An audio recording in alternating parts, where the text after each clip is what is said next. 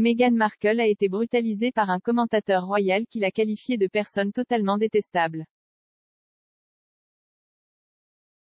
La duchesse de Sussex a pris de nouveaux coups après avoir affirmé dans son podcast Archétype que sa réputation d'exigeante était due au trope de la femme noire en colère de la société.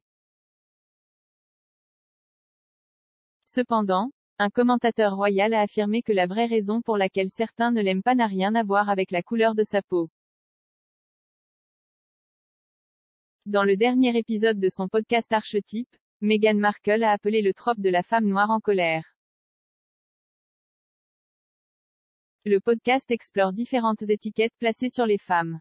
Au cours de l'épisode, elle a souligné qu'il y avait une différence entre être difficile et être claire, se qualifiant de particulière.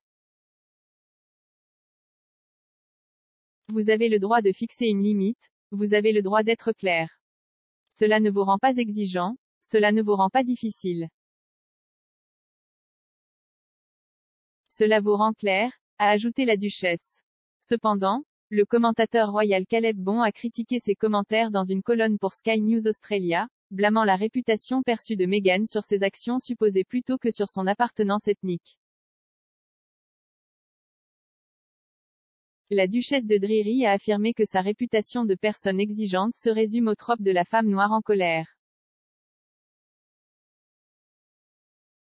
Peut-être qu'une telle perception n'est pas à cause de son appartenance ethnique, mais parce qu'elle est une personne tout à fait détestable, a écrit Bon.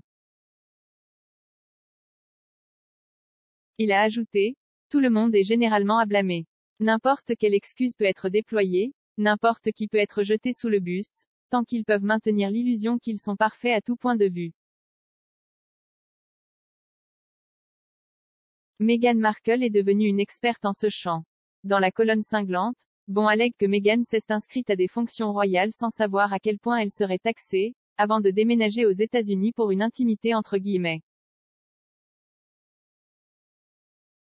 Meghan Markle a été qualifiée de difficile à la suite d'informations selon lesquelles certains membres de son personnel auraient démissionné en raison de ses demandes alors qu'elle travaillait dans l'entreprise. Lors de son dernier podcast, la duchesse a révélé qu'elle était à 43% nigériane, mais Bon affirme que cela n'a rien à voir avec la façon dont elle est perçue. Il a déclaré, le fait qu'elle soit exigeante et difficile et généralement détestée par une grande partie de la population mondiale n'a rien à voir avec sa couleur de peau. C'est parce qu'elle est exigeante et douloureuse, un trait malheureux de nombreuses célébrités qui oublient qui les a rendues célèbres. Cela, bien sûr, c'est le reste du monde. Le duc et la duchesse de Sussex ont signé des accords avec Spotify et le géant du streaming Netflix, ce dernier d'une valeur astronomique de 100 millions de dollars.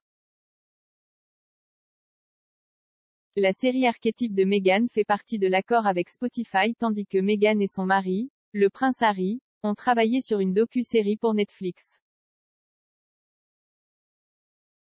Suite au contre-coup de la saison 5 de la série à succès de Netflix The Crown, la propre série des Sussex, prévue pour décembre 2022, aurait été repoussée à l'année prochaine. Le prince Harry est également sur le point de publier ses mémoires Spare l'année prochaine. Il y a eu des spéculations dans les médias selon lesquelles le livre et la série pourraient critiquer d'autres membres de la famille royale. Le duc et la duchesse de Sussex ont quitté la vie royale en 2020 et ont déménagé en Amérique. Ils vivent maintenant à Montecito, en Californie, avec leurs enfants Archie, 3 ans, et Lilibet, 1 an.